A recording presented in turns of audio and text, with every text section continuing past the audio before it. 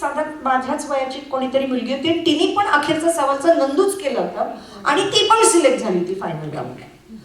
तर आम्ही दोघी सिलेक्ट झाल्यानंतर I went up to her. असे अगं आपण दोघींनी एकच मोनोलॉग केलाय तर तू तरी बदलले तर मी तरी बदलते. लगेच दुसऱ्या दिवशी फायनल रविवार सकाळ. त्यामुळे माझा दुसरा काही पीस नाही बाबा, मी हाच करणार असं तिने मला सांगितलं. म्हणजे ठीक आहे मी बदलते. And overnight I change my piece आणि आय डीड ती फुलराणी. म्हणजे तुला शिकवीन चांगलाच धडा ती फुलराणीचा. आणि दुसऱ्या दिवशी कारण जजेसनी माझा आदल्या दिवशीची नंदू पाहिलेली होती आणि त्याला कम्प्लीट कॉन्ट्रास्ट लिरिकल डायलॉग्स कळलं, तुझा ग तुझा ठ तुझा मो असं अशी ती फुलराणी. आणि दुसरा सगळ्यात मोठा इंटरेस्टिंग त्यातला भाग हा की मी आजपर्यंत ती फुलराणी नाटक पाहिलेलं नाही. So it was completely my interpretation. Just from the words. Yes yes, म्हणजे जो उतारा होता ते बघून मला जे वाटलं ते मी कोरिओग्राफ केलं होतं सबंध प्रेझेंटेशन. आणि त्या शिवाजी मंदिर कला विभागाच्या त्या फायनल राऊंडमध्ये I won the first prize. आणि त्यावेळेला जजेसमध्ये मंगेश कुलकर्णी होते. Mangesh Kulkarni himself is a brilliant actor, writer, orator, उत्तम तिरसट आहे. म्हणजे तो आणि नाना सख्खे भाऊ म्हणून जमू शकतात. बट सरप्राइझिंगली त्याला म्हणजे तो असा प्रेमात पडला होता माझ्या भूमिकेच्या. आणि त्याच वेळेला दुर्वांची जुडी ह्या जे नाटकाचं प्रोडक्शन होतं त्यांचं बाळ कोल्हटकरांनी नुकतंच एक नवीन नाटक लिहिलं होतं. They were looking for a new face. आणि ते नाटक बाळ कोल्हटकरांचे पुतणे दिलीप कोल्हटकर डिरेक्ट करणार होते. आणि मंग्या आणि दिलीप दोघंही चांगले दोस्त. तर मंगेश कुलकर्णींनी दिलीप काकांना माझं नाव सुचवलं की अरे ती फायनल राऊंडला जी होती ना ती चांगली होती का. तर दिलीप काका म्हणाले अरे पण कोण होती ते नाव लक्षात नाही रे. तर तू विचार ना त्या शिवाजी मंदिर कला विभागाच्या लोकांना. आणि असं ते त्यांनी माझं नाव शोधून काढलं. बरं त्याच्यात अजून मजेदार किस्सा असा की दिलीप काका माझ्या आईला ऑलरेडी ओळखत होते. कारण विजया मेहतांचं अभिज्ञान शाकुंतल हे जे मराठी नाटक होतं त्या मराठी नाटकामध्ये माझ्या आईने छोट्या छोट्या भूमिका केल्या होत्या आणि त्यासुद्धा रोहिणी भाट्यांमुळे ती ओढली गेली. सो पंडिता रोहिणी भाट्यांनी त्याचं नृत्य दिग्दर्शन केलं होतं. आणि नटी सूत्रधारमध्ये नटीची भूमिका, सानुमती अप्सरा, कण्वमुनींच्या आश्रमातल्या वगैरे असं म्हणजे अशा छोट्या छोट्या ह्याच्यामध्ये मग आई त्यामुळे जोडली गेली होती. आणि विजया मेहतांबरोबर ती होती. आणि अभिज्ञान शाकुंतलमध्ये विदूषकाची भूमिका दिलीप काका करत होते. तर त्यामुळे ही न्यू आई ऑलरेडी. आणि अर्चना जोगळेकर ही अक्षतांची मुलगी का रे असं म्हणजे Joglekar he just try to put it together. आणि ते कळल्यावर मग दिलीप काका खूप खुश झाले.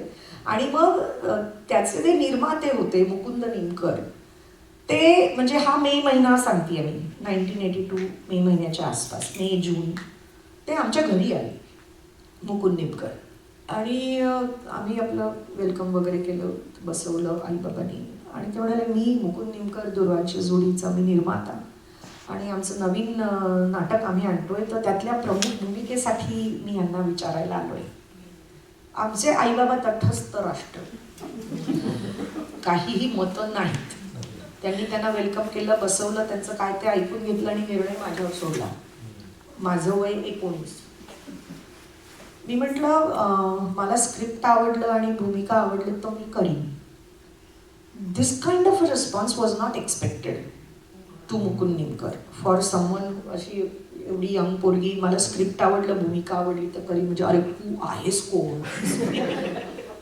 तर तरी त्यांनी स्वतःला आवरलं आणि ते म्हणाले की बाळासाहेबांच्या सिद्धहस्त लेखणीतून हे नाटक अवतरलेलं आहे की ज्यांनी देव दिना घरी धावला, देणाराचे हात हजार, वाहतोही दुर्वांची जुडी, एकापेक्षा म्हणजे हजार प्रयोग त्यांच्या नाटकाचे झालेले. त्यांच्या सिद्धहस्त लेखणीतून बनलेलं हे नाटक आणि मी प्रमुख भूमिकेसाठी आलोय. मग ते म्हणाले नाही ठीक आहे तुम्ही असं करा, आत्ता 4 दिवसांनी येत्या रविवारी रवींद्र नाट्य मंदिरामध्ये वरच्या मजल्यावर नाटकाचा मुहूर्त आहे आणि स्वतः बाळासाहेब नाट्यवाचन करणार आहेत. तुम्ही या तेव्हा तुम्हाला जर आवडली भूमिका तर करा. आणि त्यावेळेला हे मला माहिती नव्हतं की भक्ती बर्वे ऑलरेडी त्याच्यावर तिचं फिल्डिंग चाललेलं होतं त्या भूमिकेसाठी. आणि त्यात प्रमुख नटांमध्ये रमेश भाटकर प्रमुख भूमिका करणार होता.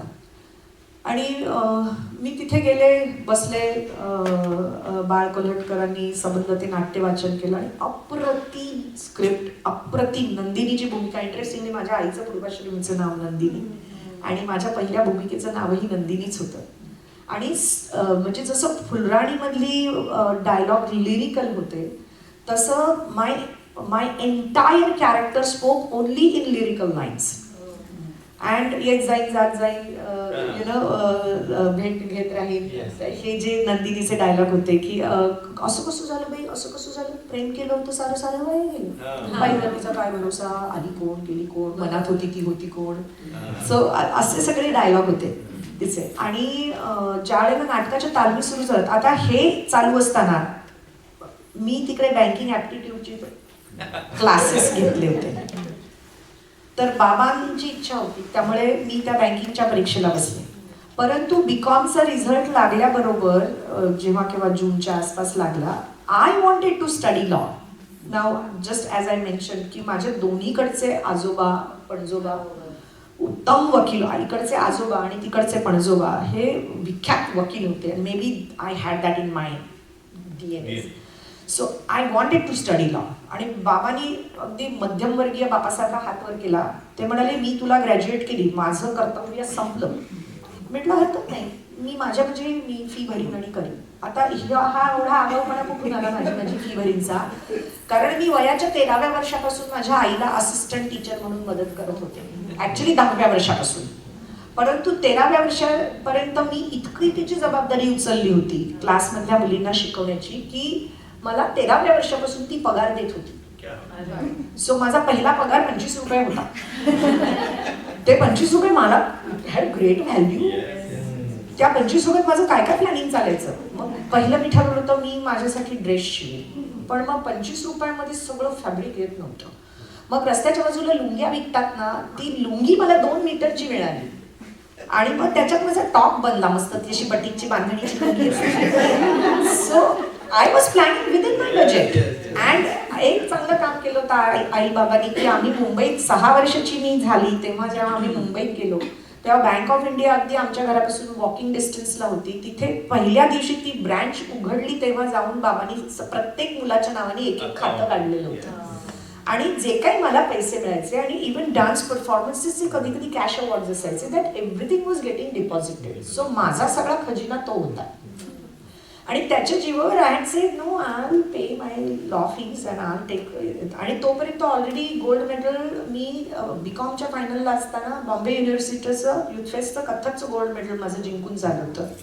आणि मला गव्हर्नमेंट लॉला ॲडमिशन घ्यायची होती म्हणून मी गव्हर्नमेंट लॉला ॲडमिशन घ्यायला गेले. तर त्याआधी ऑलरेडी म्हणजे इतके प्रोफेशनल लेवलवर माझे परफॉर्मन्सेस सुरू झाले होते ऑलरेडी बाय दॅन. तर माझ्या आईने आगाऊपणा करून परस्पर न्यू लॉ कॉलेजच्या प्रिन्सिपलला डॉक्टर रेग्याना फोन केला. म्हणजे he was a doctorate in PhD in law.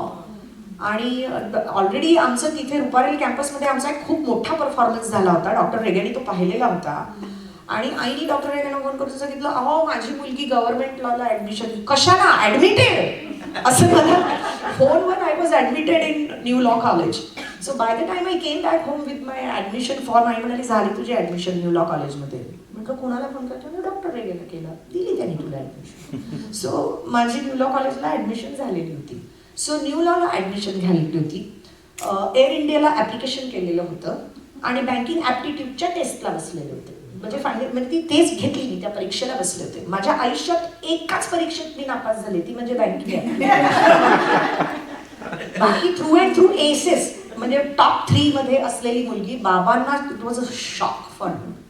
अच्छा नापास झाली बँकिंग ॲप्टिट्यूड. मग मी त्यांची समजूत घातली. म्हटलं बाबा मला तो ॲप्टिट्यूडच नाहीये 9 ते 5 बसून कारकुनी करण्याचा.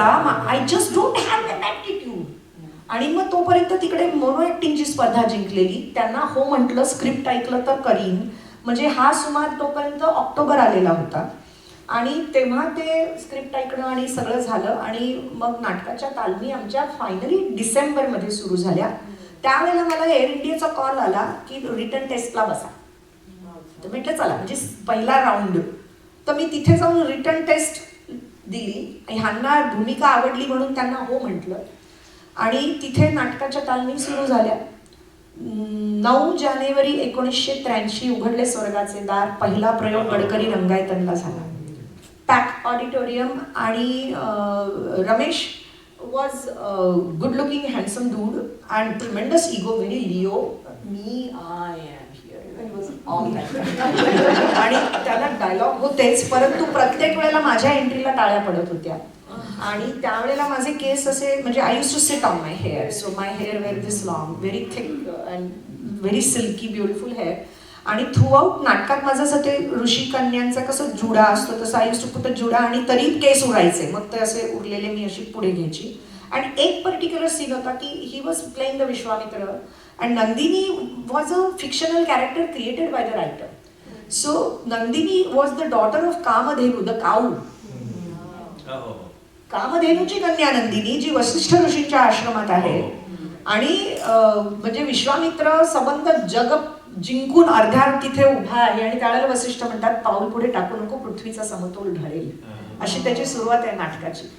आणि तर आपण, तर मी वसिष्ठ, इथे माझा आश्रम आहे, तुम्ही इतके दुरून आलेला आहात, थकला असाल, काही वेळ विश्रांती करायला या. तर तो त्याला ॲरोगंटमध्ये म्हणतो, माझ्याबरोबर एक अक्षौहिणी शस्त्रसज्ज सैन्य आहे, तर तुम्हाला निमंत्रण म्हणजे तुमच्या सैन्यालाही निमंत्रणच. इतक्या लोकांचं सगळं तुम्ही कराल? हो, आम्हाला कसली भीती. नंदिनी आहे. नंदिनी कोण? नंदिनी